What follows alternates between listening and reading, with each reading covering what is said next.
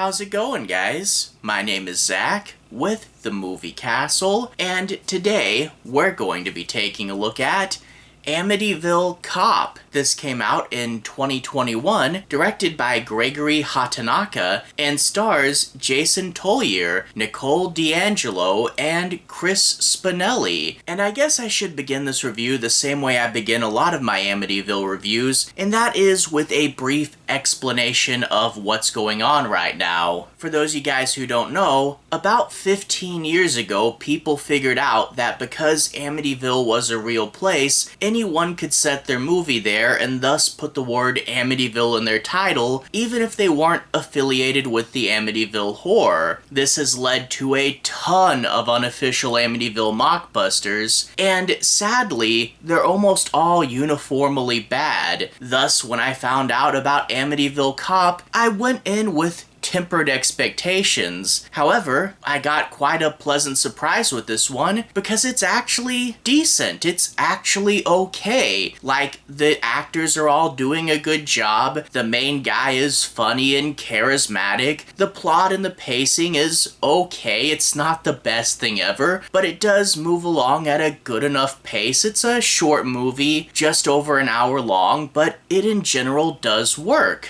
It's a cheap film, but it's not lazy filmmaking. It's totally okay, and totally okay may not sound like great praise, but when you're talking an Amityville movie, totally okay probably puts it in the top 5 unofficial Amityville films if we're being honest. So yeah, if you're gonna watch an unofficial one, this one might be one to check out. Now, that being said, it is definitely a low-budget, not as good version of Maniac Cop. I would totally recommend checking that one out instead. That film is way better than this, but as far as unofficial Amityville goes, this is decent, and I'm actually quite surprised by that. But before we get too far, what's the film about? I won't be doing any major spoilers, but the basic setup for this film is that you get this police precinct in an unnamed city. I'm guessing from the title of the movie it must be Amityville, but this is one of those Amityville movies where they never reference Amityville, and part of me wonders if this movie was originally something like Zombie Cop or Demon Cop, but the distributors changed it. I don't know. But in the precinct, we're introduced to our main characters. You get the chief of police guy, and you also get 2 sets of cops. The main set has the funny cop and the serious cop, and the other set features the rookie cop and the more experienced cop.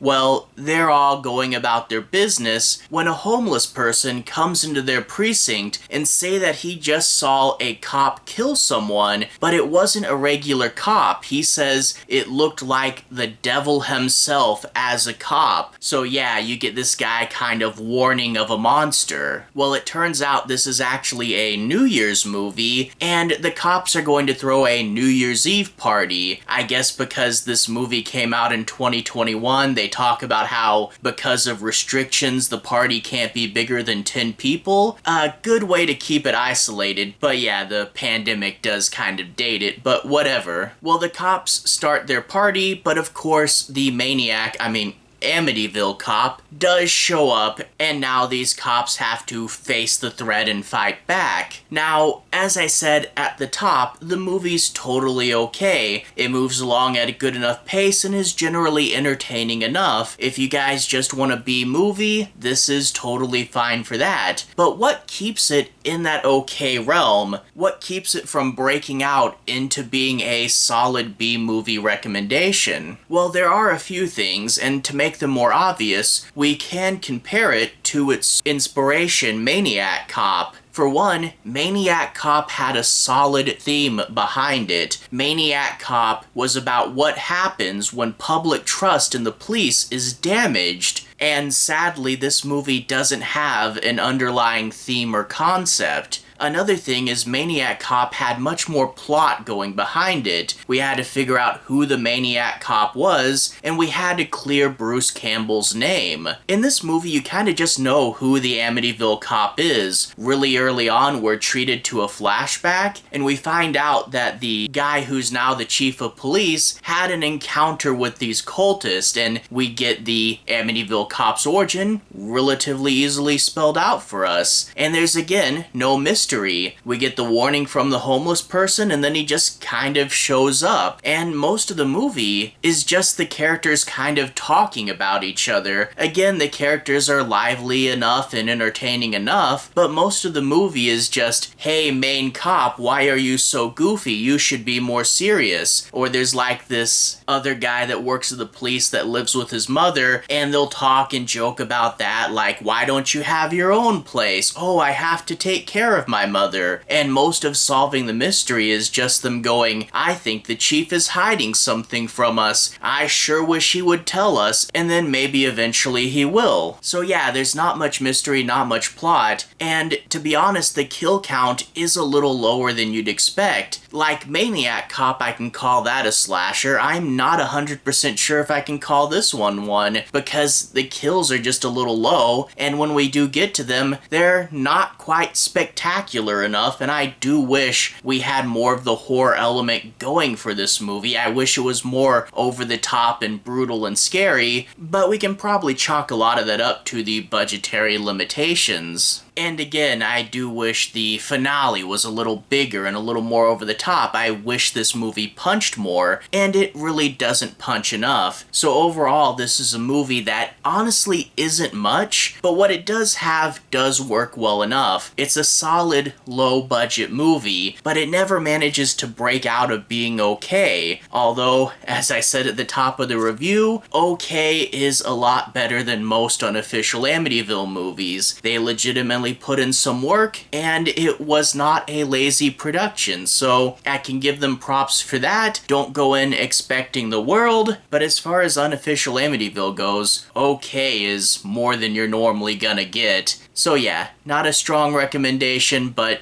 you know, it is what it is. Anyway though, to everyone who's watched so far, thank you for watching. To everyone who's liked and subscribed, thank you. You really are helping the channel out. I'll leave a relevant playlist on the bottom. This should be my Amityville playlist. If you want to see me talk about more of the unofficial movies, you should be able to find them there. Anyway, have a good day. I'll see you guys again very, very soon. Playlist here. Have a good day now.